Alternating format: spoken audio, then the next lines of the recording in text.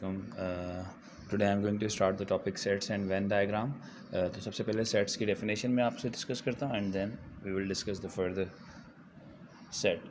What is mean by set? Set is a well defined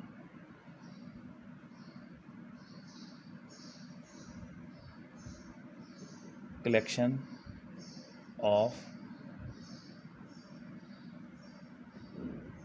distinct object.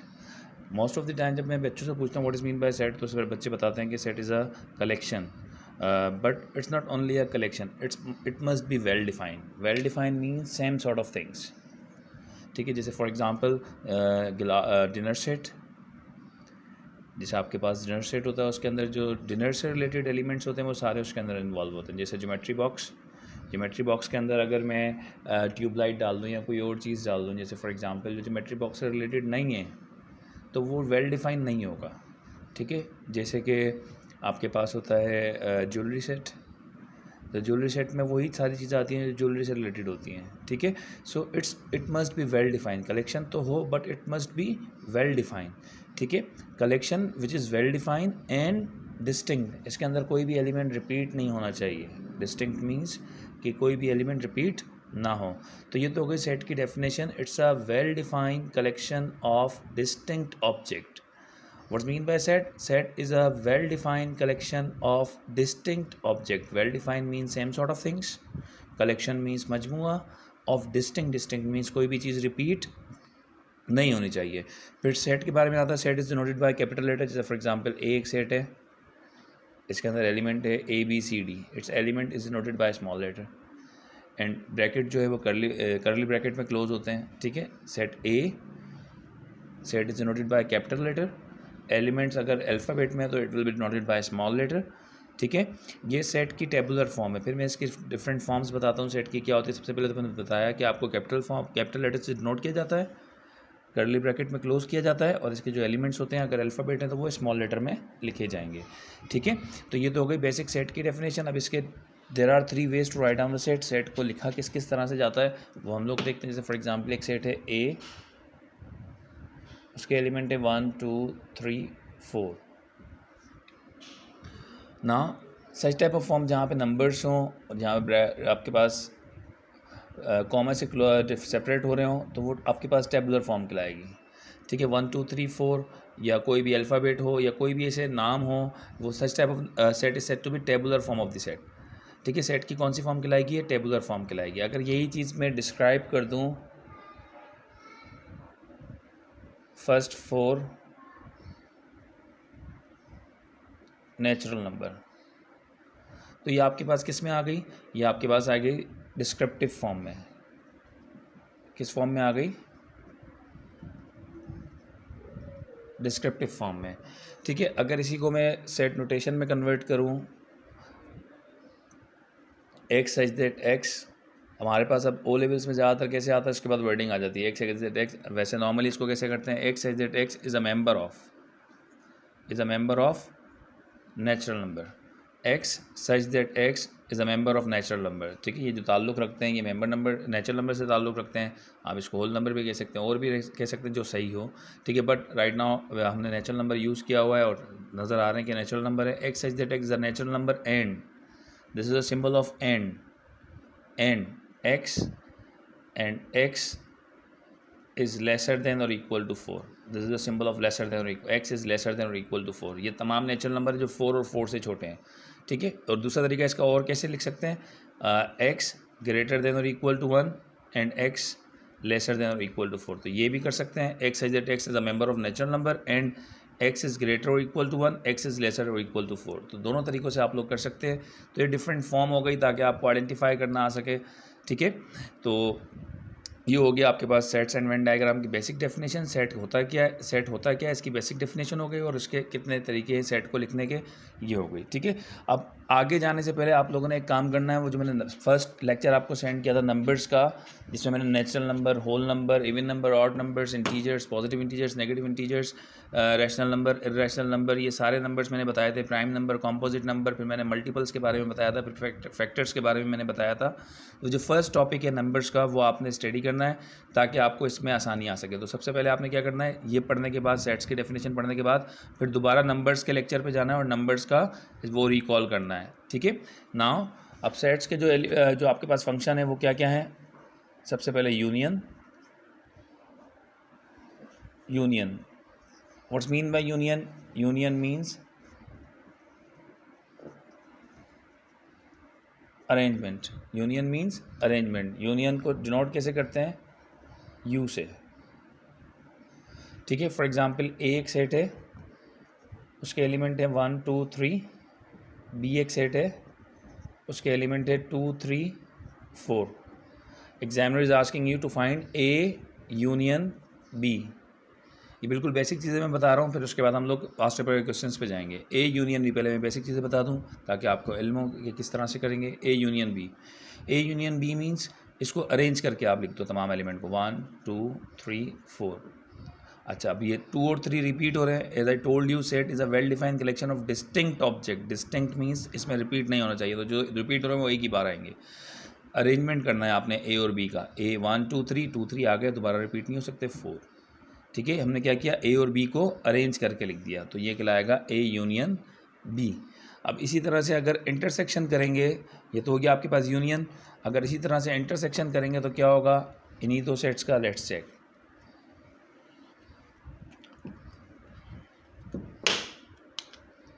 Intersection,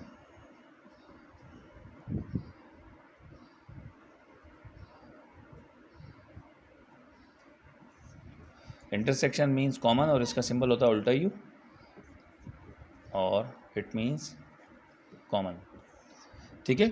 intersection का symbol होता है आपके पास you का उल्टा, मीन्स उल्टा यू समझ लें आप इसे, और इसका मतलब होता है कॉमन। अब जैसे फॉर एग्जांपल अगेन मैं सेट कंसिडर करता हूँ 1 2 3, और बी सेट है आपके पास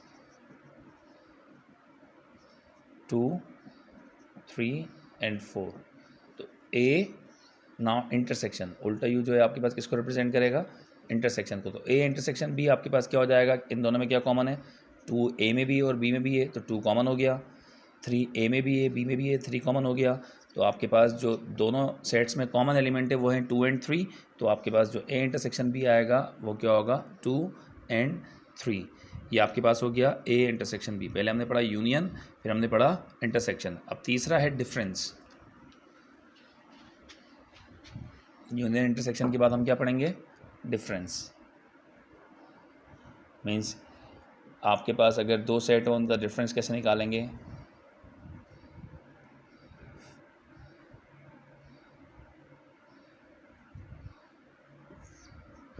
ठीक है, अच्छा जी। जैसे फॉर एग्जांपल एक सेट है, अगेन डिफरेंस मीन्स माइनस ए 1 2 3, बी है 2 3 4। अब एग्जामिनर आपसे पूछ रहा है ए माइनस बी फाइंड आउट करें, तो ए माइनस बी कैसे होगा? ए में से बी के एलिमेंट हटा दो। ए में से बी के एलिमेंट कौन से हैं? 2 और 3। 2 और 3, जो ए में बचेगा सिर्फ वो लिखना है। फिर आपने A minus B mean subtract all the elements of B from A. Subtract all the elements of B from A minus B. A में से बी के एलिमेंट हटा दो, ठीक है।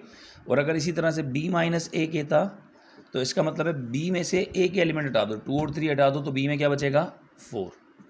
तो this is the difference between A minus B and B minus A. A minus B means A के अंदर से बी के सारे एलिमेंट हटा दो, जो ए में बचेगा सिर्फ वो लिखना है।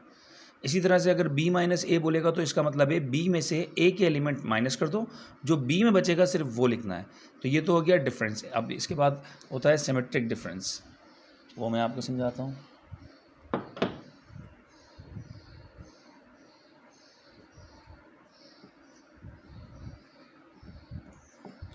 सिमेट्रिक डिफरेंस का सिंबल होता है ट्रायंगल। इसका मतलब होता है जैसे फॉर एग्जांपल ए आपके पास एक सेट है 1 2 3, बी आपके पास एक सेट है 2 3 4, ए सिमेट्रिक डिफरेंस बी। इसका मतलब है एक्सेप्ट कॉमन, कॉमन के अलावा जो ए और बी दोनों में है वो लिख दो। कॉमन क्या है? 2 3 2 3। अब कॉमन के अलावा क्या बच रहे हैं? ये दोनों कॉमन है, इसके अलावा सेट क्या बच रहा है? 1 और 4। Except common, all the elements except common is said to be symmetric difference, ठीक है। सिमेट्रिक डिफरेंस हो गया ये। इसके बाद है आपके पास कॉम्प्लीमेंट। सबसे इम्पोर्टेंट बात,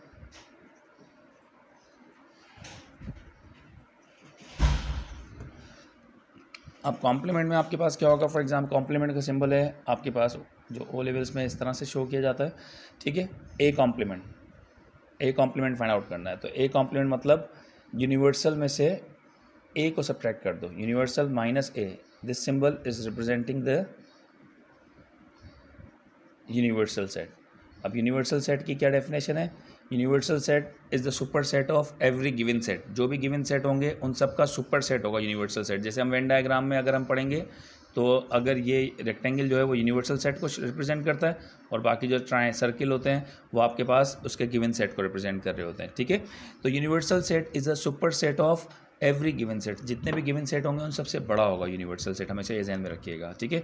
अब फॉर एग्जाम्पल इसको मैं कंसिडर करता हूँ यूनिवर्सल सेट है, फॉर एग्जांपल 1 2 3 4 5, ए है आपके पास 2 4 even number, set of even number, ठीक है। अच्छा, जब मैं बोलूँगा सेट ऑफ इवन नंबर तो वो कभी भी यूनिवर्सल सेट से एक्सीड नहीं करेंगे, हालांकि इवन नंबर तो बहुत सारे होते हैं लेकिन आपने वो इवन नंबर लेने हैं ये यूनिवर्सल सेट में मौजूद है। अगर मैं बोलूँ set of odd number, B is a set of odd number, तो आपने इनमें से ऑड नंबर लेने हैं, सारे ऑड नंबर नहीं लेने हैं, ठीक है। जब भी आपके पास यूनिवर्सल सेट गिवन होगा उसके बाद दूसरे सेट्स की अगर स्टेटमेंट गिवन होंगी तो आपने जो दूसरे सेट्स होंगे उसकी स्टेटमेंट को यूनिवर्सल सेट से फॉलो करना होगा, ठीक है। अब जैसे अगर इवन नंबर की बात करें तो इवन नंबर तो बहुत सारे हैं लेकिन हमने कौन से इवन नंबर लिखने हैं जो कि यूनिवर्सल सेट में प्रेजेंट है, ठीक है। अब A is a set of even number, तो आप लिखेंगे इवन नंबर, इसमें कौन कौन से इवन नंबर है 2 और 4, इसके अलावा नहीं लिखेंगे।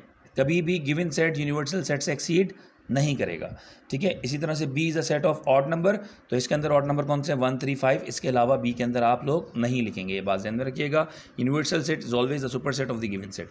अब ए कॉम्प्लीमेंट मालूम करना था, यूनिवर्सल माइनस ए, तो यूनिवर्सल माइनस ए कैसे निकलेगा, 1 2, जैसे मैंने डिफरेंस निकालना सिखाया था आपको, माइनस ए सेट है 1, ए सेट है 2 4 इवन नंबर, तो 2 और 4 माइनस कर दिया, क्या बचा, ए कॉम्प्लीमेंट क्या बचा, यूनिवर्सल में से जब ए को माइनस किया तो आंसर आया 1 3 5, ठीक है। तो ये आपके पास हो गया union, intersection, difference, symmetric difference और कॉम्प्लीमेंट, ठीक है। और एक दो चीज़ और मैं समझाता हूँ, उसके बाद दूसरा लेक्चर बनाऊँगा इसी चीज़ पे। जैसे फॉर एग्जांपल आपके पास सवाल आ जाए ए कॉम्प्लीमेंट इंटरसेक्शन बी, ठीक है। मैं साइड पे सारे सेट्स लिख रहा हूँ, यूनिवर्सल सेट आपके पास है 1 से लेके 5 तक, छोटा सेट लिख रहा हूँ मैं। ए आपके पास है set of even number, B आपके पास है सेट ऑफ ऑड नंबर,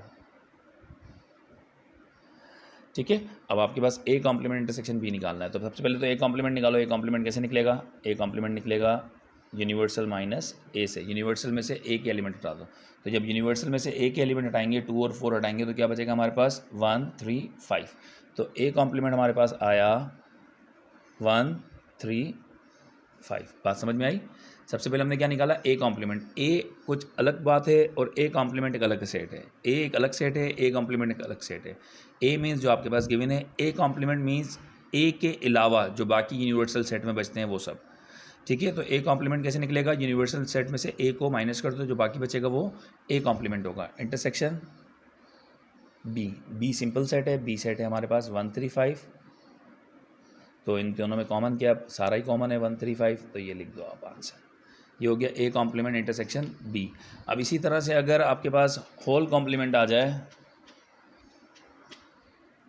जैसे फॉर एग्जांपल आपके पास आ जाए A union B whole complement, तो पूरे ब्रैकेट पे कॉम्प्लीमेंट है, इसका मतलब है पूरा ब्रैकेट जो है वो यूनिवर्सल से माइनस होगा। ये पूरे ब्रैकेट पे कॉम्प्लीमेंट है, इसका मतलब पूरा ब्रैकेट यूनिवर्सल से माइनस होगा। तो आपके पास यूनिवर्सल सेट है 1 से लेके 5 तक, 1 2 3 4 5, ये आ गया universal set minus A union B, मतलब ए और बी को अरेंज करके लिख दो, 1 2, 1 भी है 2 भी है 3 भी है, कोई भी एलिमेंट रिपीट नहीं होता, 3 भी है 4 भी है 5 भी है, तो ये आपके पास हो गया ए यूनियन बी। अब इसमें से जब इसको माइनस करेंगे 1 भी माइनस 2 भी 3 4 5 सब माइनस हो जाएंगे, जो बाकी बचेगा वो नल सेट कहलाएगा। नल सेट को ऐसे भी लिख सकते हैं और 5 भी बना सकते हैं, these are the symbol of null set, इसके अलावा कुछ नहीं लिखिएगा, ठीक है। तो ये तो आपके पास हो गया simple union, intersection, complement, difference, symmetric difference, ये मैंने आपको क्वेश्चंस करवाएं।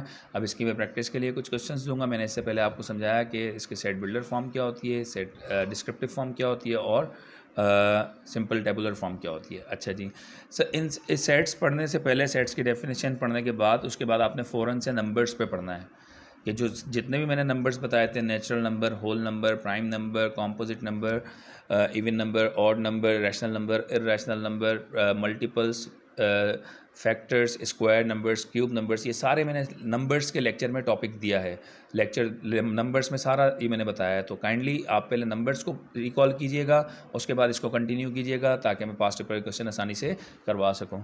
Thank you. अभी के लिए एक और लेक्चर सेंड कर रहा हूं मैं थोड़ी देर में, जो कि होगा वेन डायग्राम से रिलेटेड और कुछ पास्ट पेपर के क्वेश्चन होंगे। Thank you.